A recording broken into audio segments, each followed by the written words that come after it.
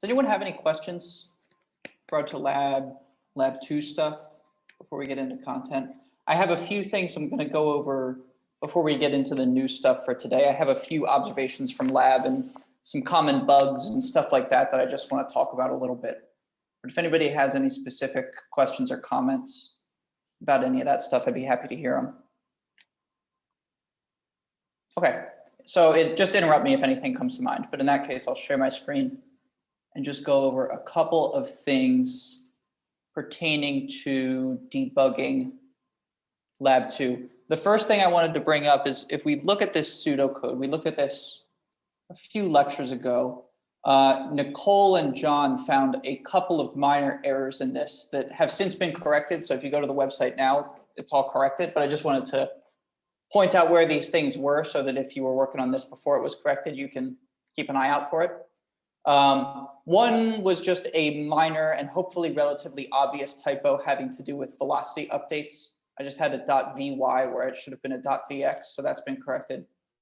The other things which are slightly more subtle include this line here where we're checking whether the difference in the X and Y positions of the Boid being updated and some other Boid in question are both less than this visual range. Just keep in mind that these are signed values. So what you're really worried about is the absolute value of those values being less than the visual range. You don't necessarily care the direction that the other Boid is. You just care that it's within it's closer than some distance away from you. So do an absolute value check. If you don't do this, the symptom that you will see is Boids running off the screen, which if you see things running away, usually that's a sign problem. So start peeking around for sign issues. If things are turning in the wrong directions or running away off the screen and never coming back, I'll bet there's a sign problem. So just keep an eye out for those sorts of issues. The other slightly subtle one, which I checked my code, and I had this in my code, but I didn't have it in the pseudocode. So this was just an error on my part. When we are updating the velocities, so the updates to the velocity have a few contributions. There's the contribution from tending towards the center of mass of your local group. There's the contribution towards matching the velocity of your local group. And there's a contribution from avoiding neighbors that are too close. The contributions from centering, from tending towards the center of mass and from matching your local neighbors, these contributions should only be added in the event, in the case that there are any neighbors at all. If you add these contributions to the velocity update outside of this conditional, down here, for example, where we're now separately adding the contribution from avoiding local neighbors, what you'll find is that because at the beginning of the loop, you will have initialized these four averaging variables to 0, you will bias your flock towards the upper left corner of the TFT display. So if you see your Boids when they are flying around by themselves, getting sort of sucked up to the left corner of the screen, keep an eye out for this. Make sure that you're only adding the centering and matching contributions to the velocity update when there are any neighbors in the neighborhood. Does that make some sense? Okay. A couple of other bugs that we've seen with some potentially subtle error messages is just something to keep in mind is with global variables. Global variables must be initialized with constant values. So when you declare a global variable and you initialize it, the compiler has to know what value to give that global variable at compile time, as opposed to at runtime. So if you attempt to do something like set a global variable equal to the difference between two other variables whose values aren't known until runtime, the compiler is going to yell at you. So there are a couple potential solutions to this. One is if you are If you are setting a global variable equal to the difference between two values that are going to remain constant, you can pound define those constants as, give them some name and pound define them as some name. Maybe it's max Boids, right? The number of Boids that you're going to be generating. You could pound define max Boids 50 or whatever the number is. And then you can use max Boids in your global variable declarations. But other variables in global space, be careful about that. And another option would be to declare your variable globally and then set its value at the beginning of some thread. Compiler's going to be okay with that as well. With regard to just a couple of other items to point out. With regard to this pseudocode, the syntax that I've used sort of suggests structs. It sort of looks like there's some Boid struct here and like I'm accessing the X field of some struct. If you want to set up your code like that, that's perfectly fine and you can do that. And perhaps that's a clean way to do it. This suggestion of structs was unintentional. I was just trying to make clear that this is the X component of a particular Boid. So if you want to set up your code in some other way, like if you want, for example, a collection of 4 arrays where each array is, the length of the array is the number of Boids that you have, and one contains all of the X positions, the other contains all the Y positions, X velocities, Y velocities. You could do that too. So it's whatever makes the most sense to you and is easiest for you to debug, take that path. Just, I want to make it clear that I'm not suggesting that you must use structs here by using this sort of syntax. Okay.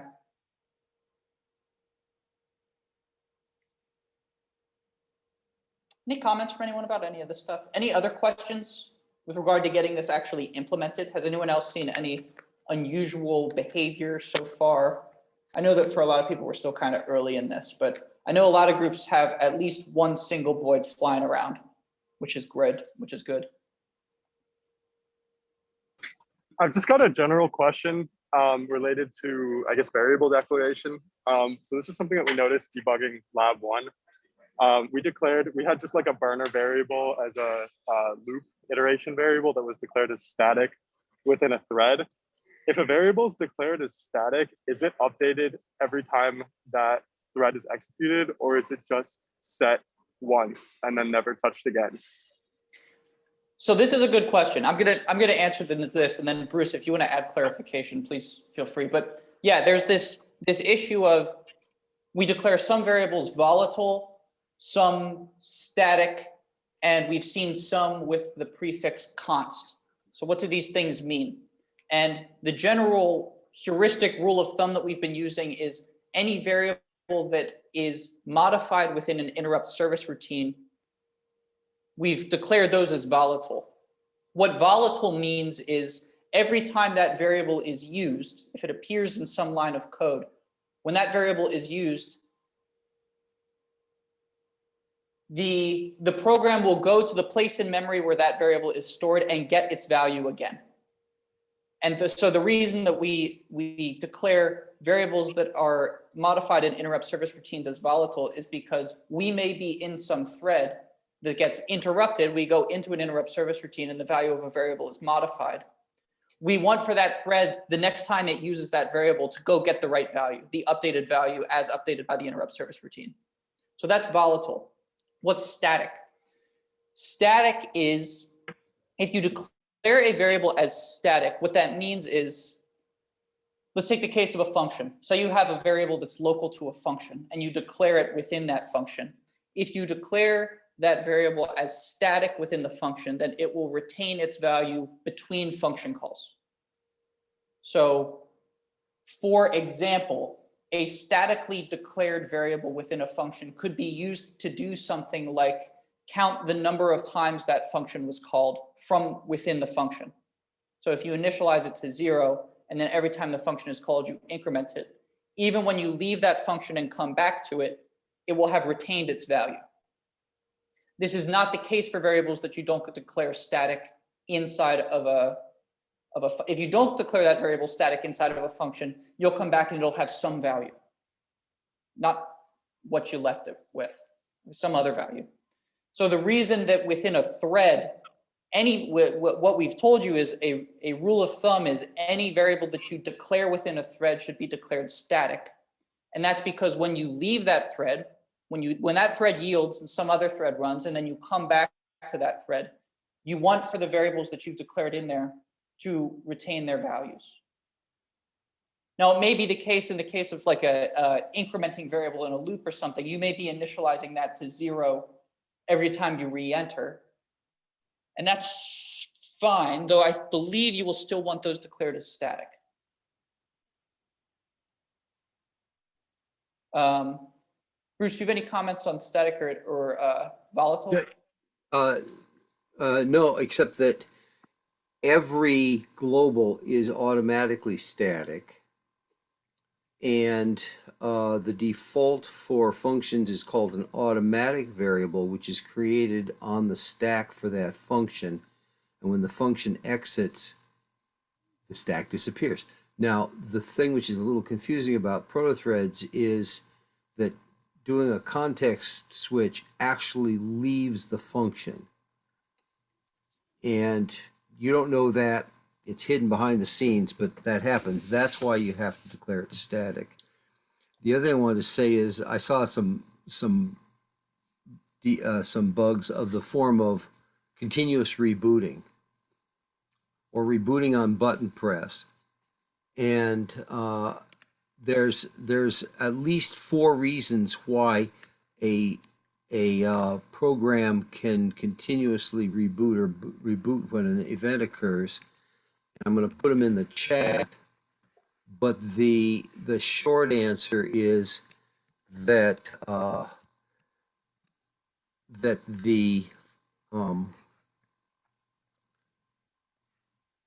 are 2 CPU exceptions, hardware exceptions, which I never bothered to trap.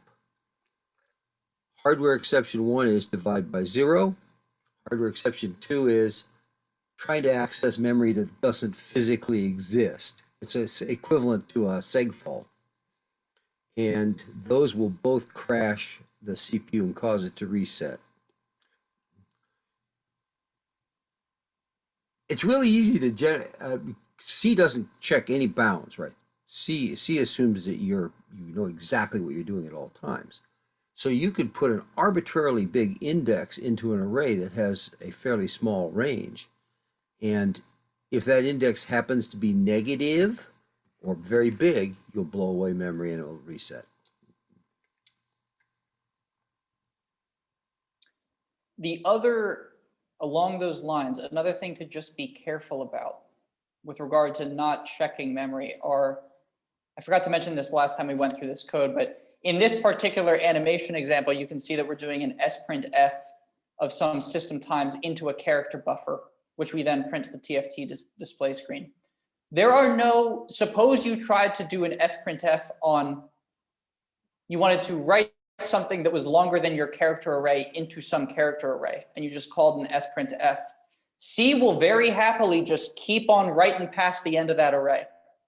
So whatever is stored next to it in memory, you're just going to start writing over it.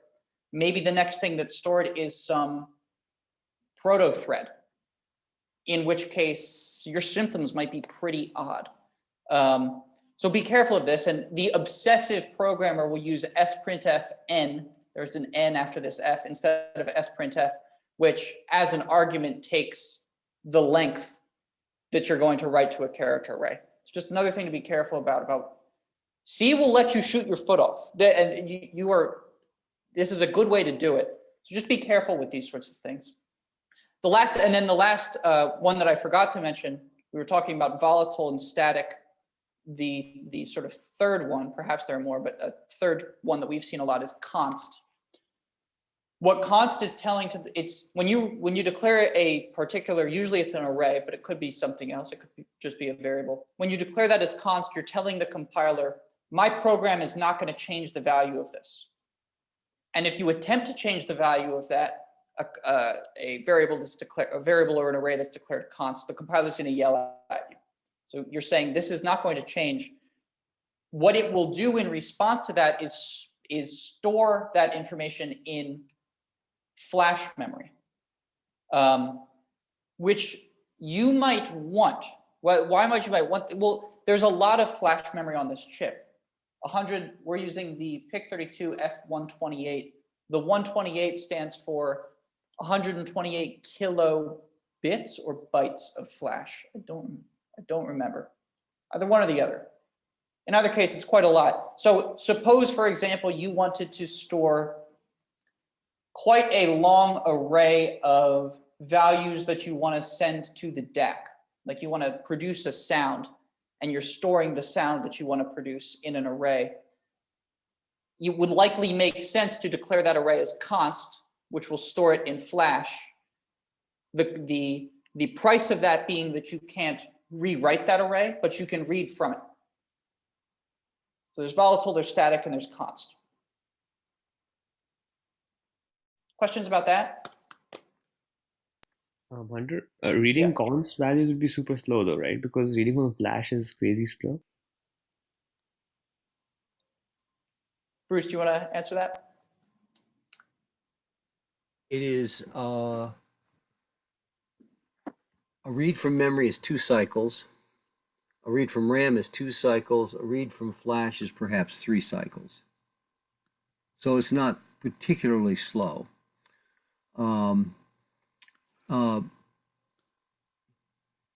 And you could say, well, why didn't we put the sign table for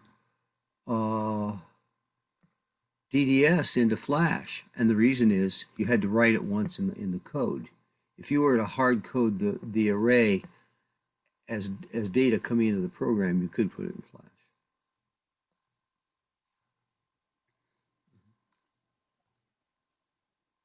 Other questions? Okay.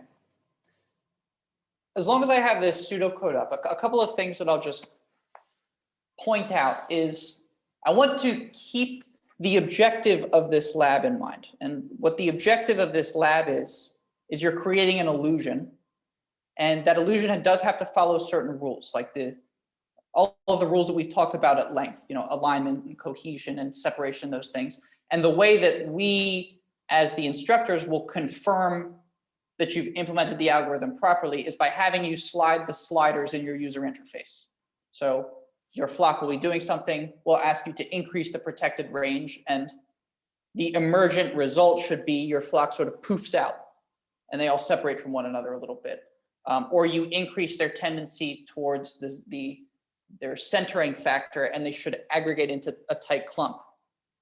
We've actually seen one group was playing with, if you turn up the protected range quite high, and you also turn up the centering factor quite high, the two can balance, and your flock forms what looks like a crystal structure and just quivers. They form like weird hexagonal sort of crystal structures. So you can get them to do really bizarre and inorganic things. But in any case, that's the point. You're implementing this. Now,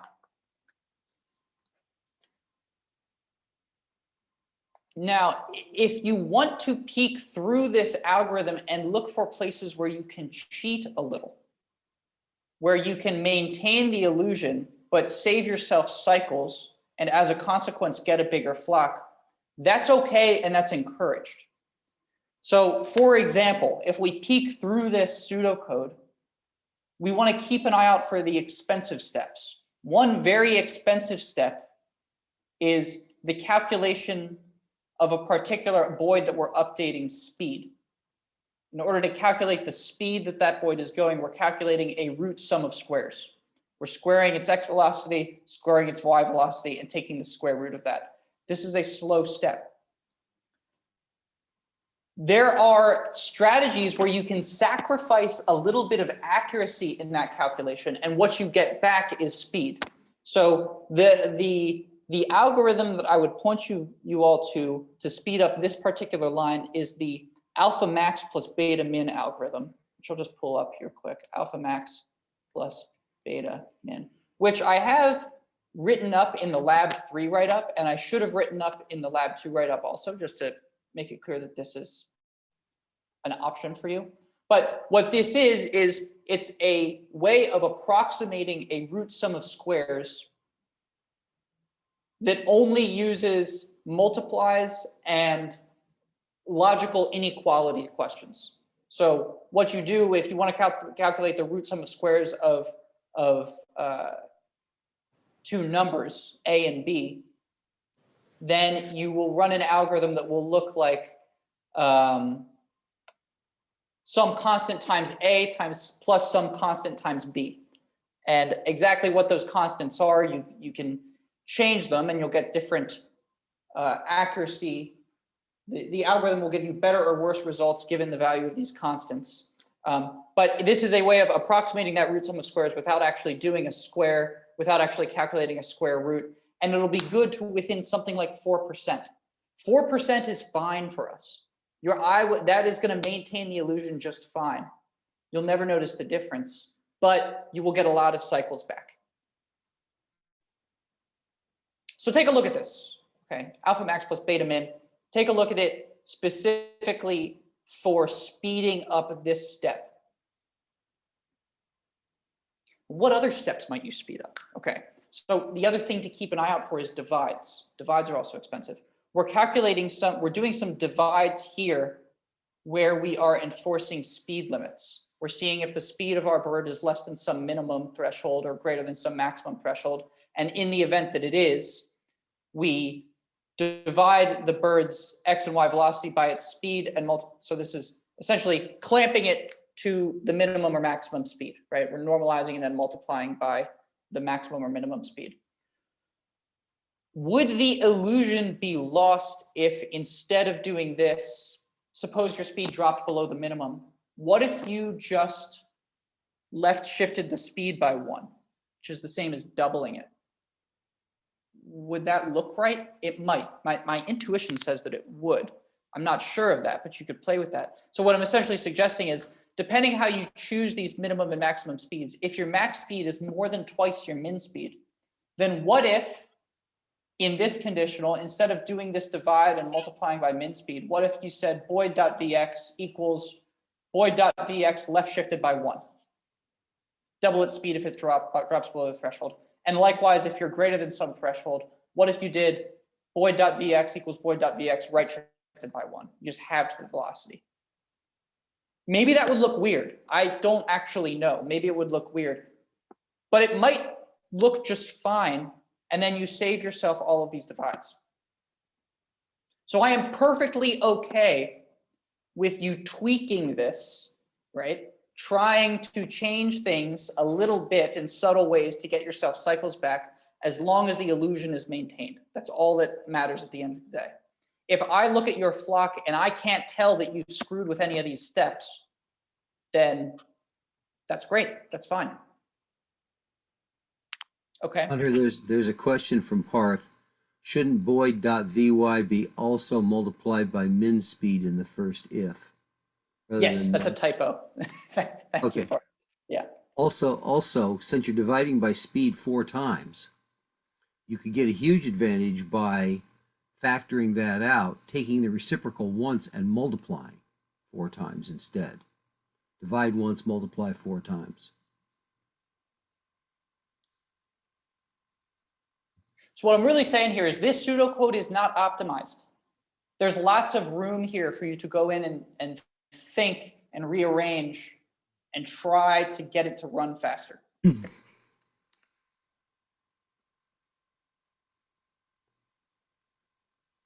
Okay. What do people think? Any questions about any of this stuff?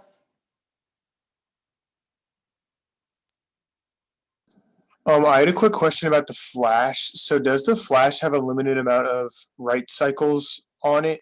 So like, would it not be good to use that to like too much as to like not like destroy that part of the chip? Does have a write limit. Flash is good for someplace between 10 and 100,000 writes, depending on your luck of the draw on the chip. But you can't write to it during a program, and I doubt if you're going to program that chip 10,000 times this semester. Now, that being said, I almost shouldn't say this, but I will anyway, and that is that there is a plib call that allows you to write Flash. If you do that once through your, every time through a thread, you will blow out Flash in about 1.5 seconds. Don't do that.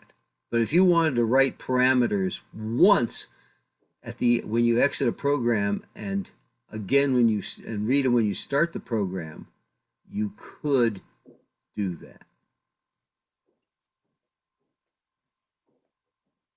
Does that answer what you're asking? Yeah, thank you.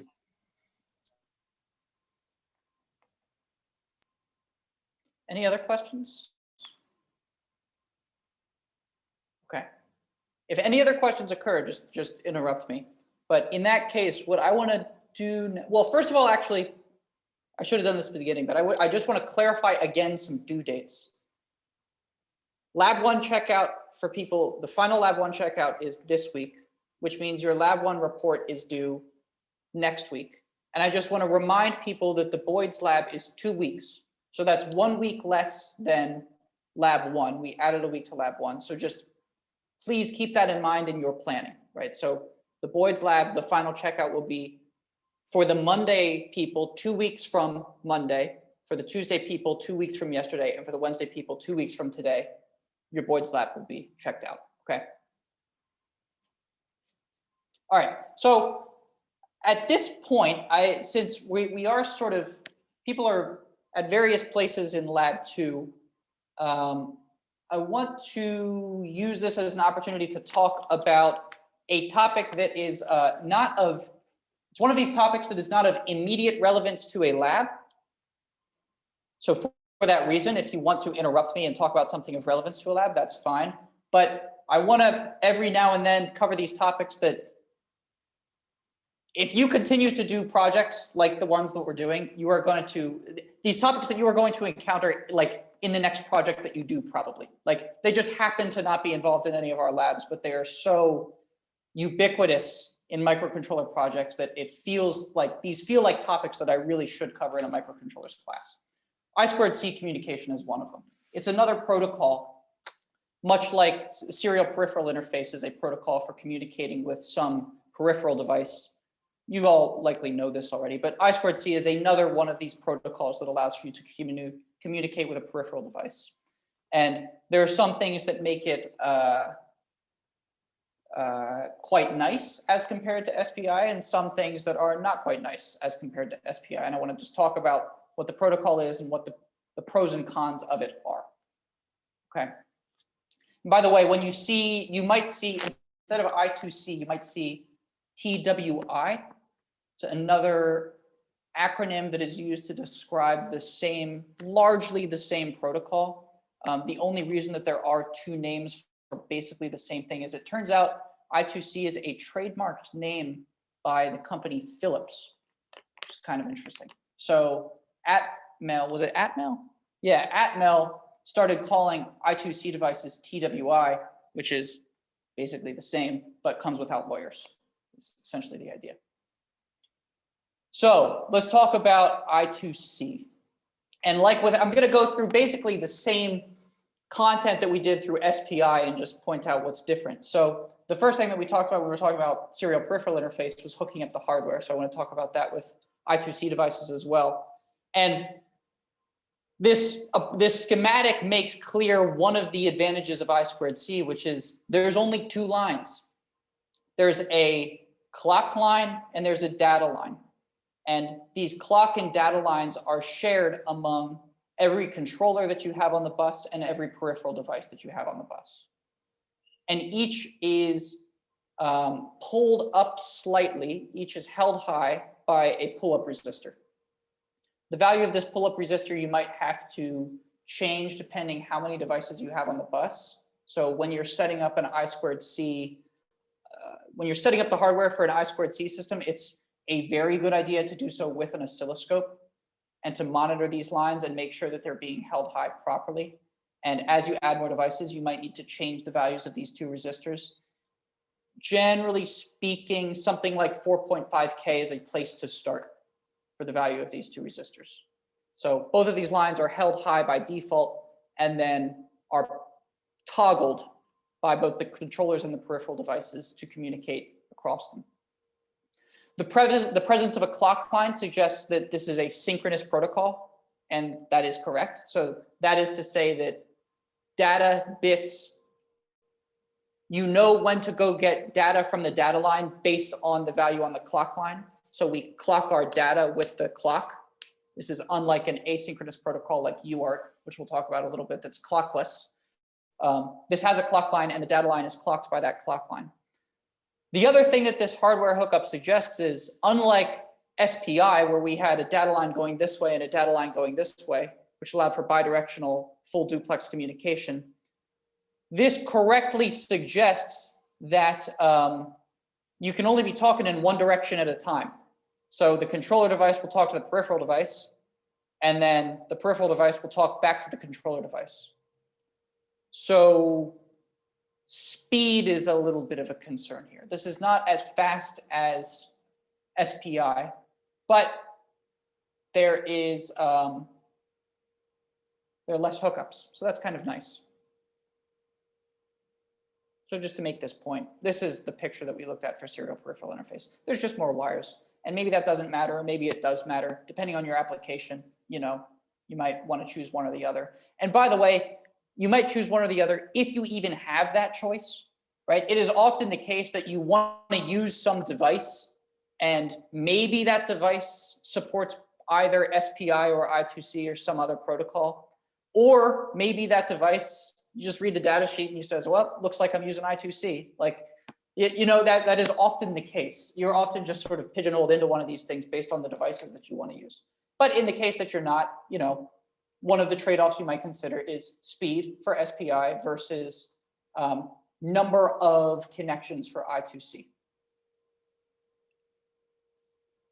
Another thing, another element in this trade-off that we'll see as we get into the timing diagrams is I2C can be a little trickier to debug, at least for me. I find it a little trickier to debug than SPI, but not impossible. And with an oscilloscope, one of the nice things about having just a clock and data line is with a 2-channel scope, you got the whole picture, right? So it takes some work to go through and follow the protocol and figure out what bits are actually appearing on these lines, but you can do that with a 2-channel scope with I2C, which is kind of nice.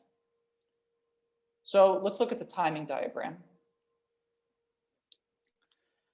So this is showing a full transmission, and I'm just going to point out that before the transmission starts, you will notice that both the clock and data lines are held high. They're being held high by those pull-up resistors. So by default, when nobody is communicating, both those clock and data lines are at high voltage.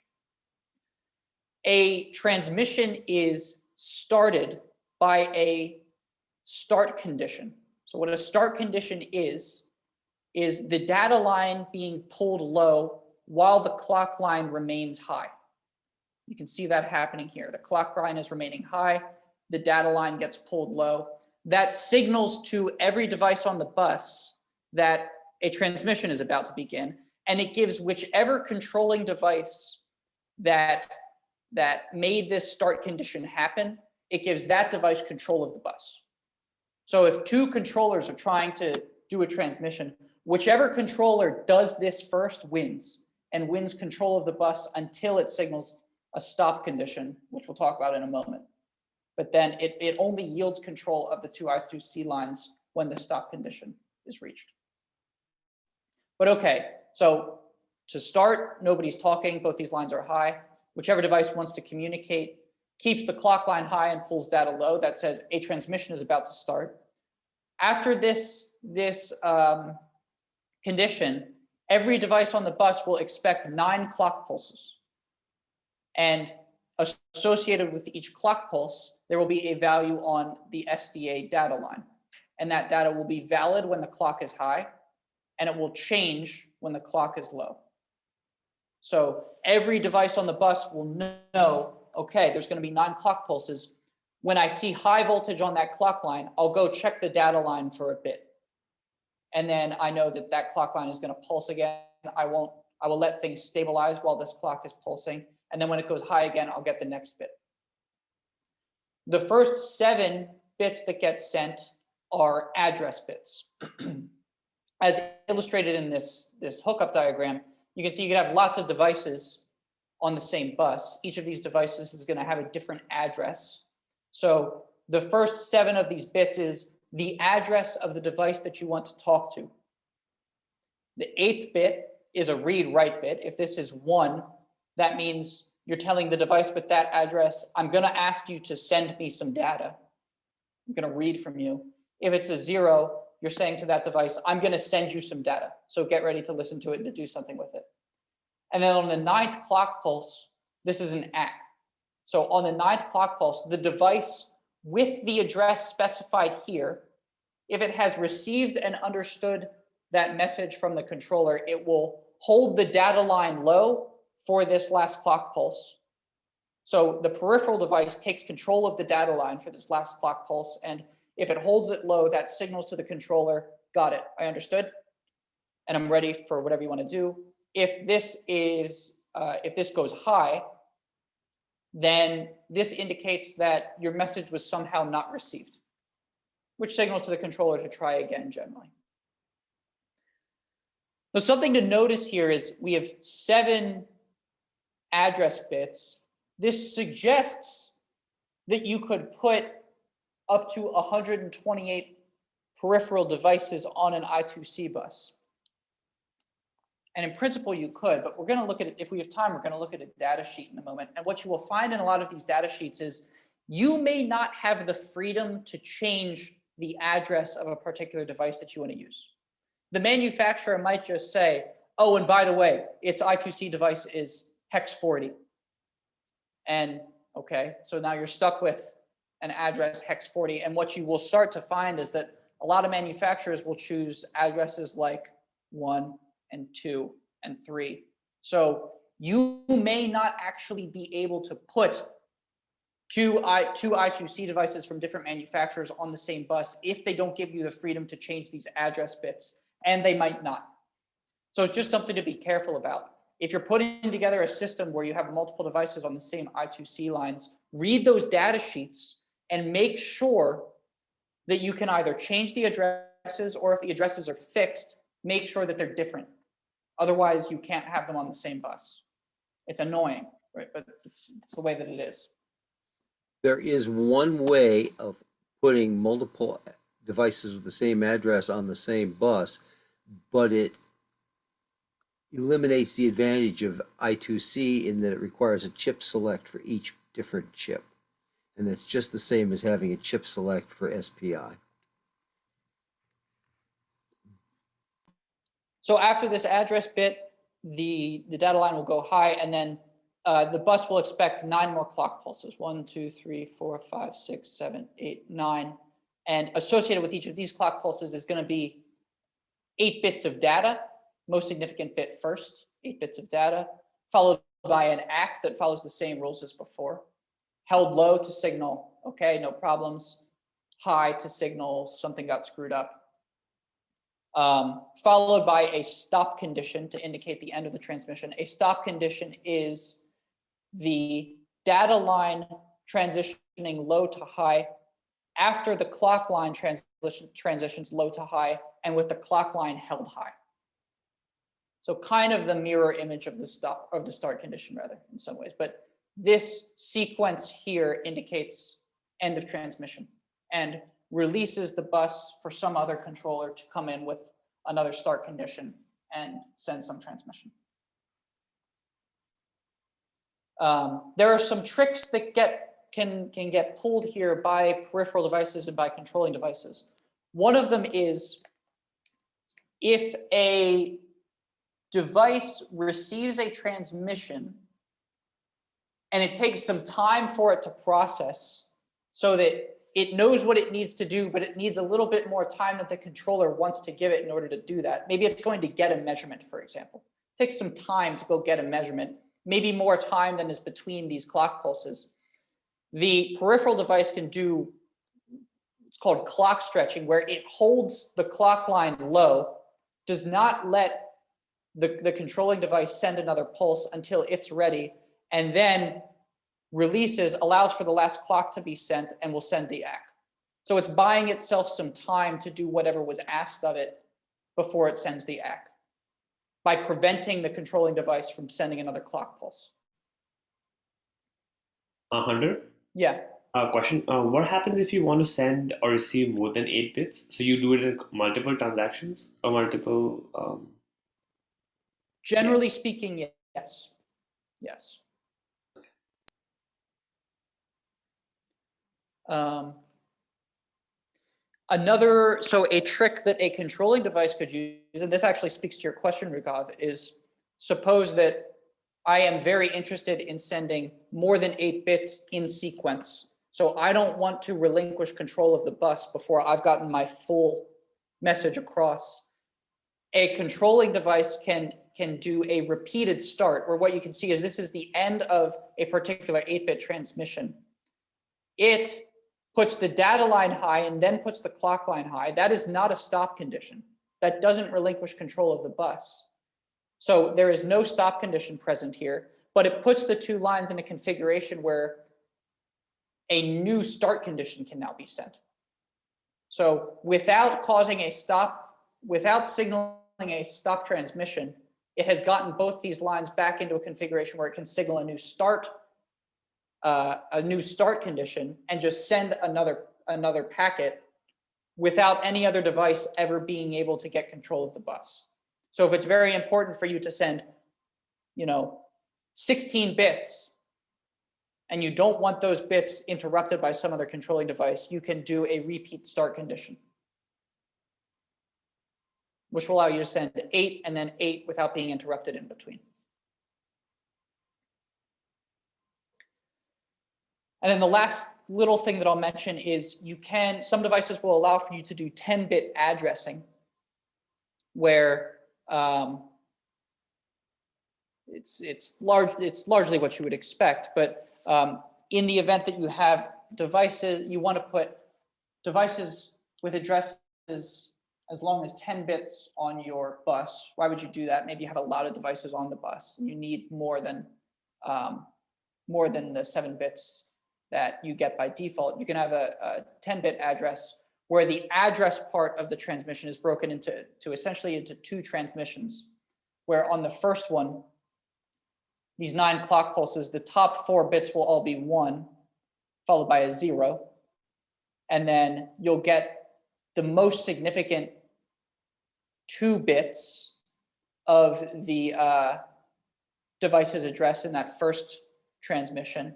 This ACK, incidentally, will then be signaled by every device that have these 2 bits in the top 2, these 2 top bits of their address. So there may be more than one device in the bus with address bits 8 and 9 that are 11 or 10 or 01 or 00, whatever it may be. They're all going to signal the ACK to say, I don't know exactly if you're talking to me, but you might be. So everyone that you might be talking to will signal the ACK. And then there will be a separate transmission where you complete the address. And then only the device with that full 10-bit address will respond with the ACK at that point, and then things proceed as usual. Okay. So, just as an example of this, I thought we'd look at a data sheet. This is a data sheet for an I2C device, the SI7021. This is a temperature and humidity device. This is why look at this one specifically, for really no reason in particular. I could have chosen a whole bunch of different I2C devices. I chose this one because I have worked with it in the past, so I have seen this data sheet. So I knew that it contained some of the stuff that I was looking for. But really, any well-written data sheet will contain this sort of stuff. In any case, we can look first at the pinout diagram, and you can see pins that you'd expect, given what we just talked about. There's an SDA line and an SCL line. These are the 2 I2C lines, a power line and a ground line, and then 2 don't connects. So the pinout is easy. 2 I2C lines, power and ground. Easy enough. And then if we scroll down, there's a bunch of information here that I'm going to skip over because I want to get to the actual communication part, which is on page. Actually, so here they're recommending pull-up values. Sometimes you'll find that in the data sheet. If we scroll down to page 18 here, look at this. First line in the I2C interface section of this data sheet. The SI7021 communicates with the host, blah, blah, blah, blah, blah. The 7-bit slave address is hex 40. So it's hex 40. You can't change it, which means you can't have two of these devices on the same I2C bus. You're stuck with hex 40. And then beneath this, you can see a bunch of, each of these are 8 bits, 8-bit command codes, right? So talked about how these I2C transactions, generally speaking, are 8 bits. So these are the various commands that you can send to the device. And later on in the data sheet, these are explained more. Generally speaking, if you send this sequence of bits, then that is interpreted by this device as a command to measure get a temperature measurement in this hold master mode, which we can look at in a moment, but that's just a particular configuration. But it's essentially a get temperature command, right? So you need to look at the data sheet for the command codes for the device that you're using, and then use those commands, of course, to do whatever that device is meant to do. In this case, measure temperature and humidity. If we scroll down a little bit more, we can look at what the next part of this data sheet and what most data sheets will tell you is how do you issue commands and receive measurements from this device. And they illustrate this with diagrams. So for example, this is how you perform a measurement and read the result back to this device. And this is using this code that's described here. S means start, P means start condition, stop condition, repeat start condition, the read and write bit. And then if the color is white, that means master. If it's gray, that means it's the peripheral device that's talking back to us. So to get a measurement back from this particular device, the controlling device will issue a start condition. It will issue the address of the peripheral device that it wants to speak to. It's going to say, I want to do a write to you. The peripheral device will respond with an ACK. It will send the measurement command. This command comes from this table up here. So it sends whatever one of these 8-bit sequences it wants to in order to do a measurement. So sends that measurement, gets an ACK, does a repeat start condition. So it does not yield control of the bus. And then it sends the address again, says it wants to do a read. It will get an ACK. In hold master mode, what this device will then do is clock stretch until that measurement is ready. And then it will send back the data, most significant byte, 8 bits. It'll receive an ACK from the controlling device. Least significant byte, it'll receive an ACK from the controlling device, and then an end condition. And then optionally, you can have it send a third byte, which is a checksum, to confirm that all of your bits were received properly and without error. So we could look through more of this, but I'm not going to because we ran out of time. But that is generally speaking how you would parse through a data sheet for an I2C device to figure out how to communicate with it. And we won't have to do that in any of our labs because we aren't using I2C devices. But I promise you, you will have to do this if you continue to do projects like this. Maybe for your next one. And if not for your next one, then probably for the one after that, because it's very common. So how long did it take you to get that working the first time you hooked it up? About a week. And generally about, speaking, yeah, you can expect about a person week of time to get a new device figured out and working properly. One person week. So if you have 2 people working on it, you can probably do it in 3 or 4 days.